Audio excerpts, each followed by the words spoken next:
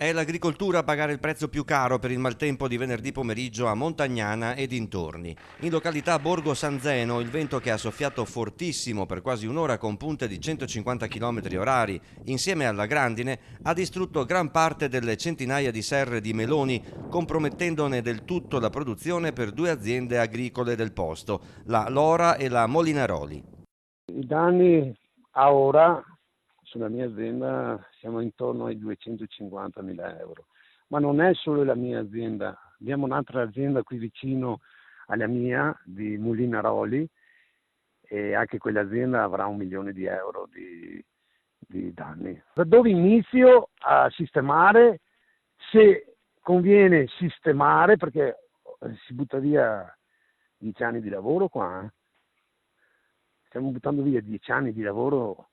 E voglio dire, non è che viviamo negli allori.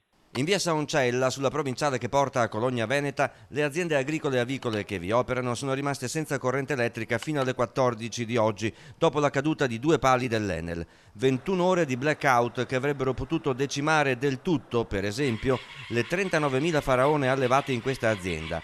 Animali che, dice il titolare Daniele Zonato, dopo mezz'ora di buio muoiono di panico. Il gruppo elettrogeno è obbligatorio, oltre che salvifico.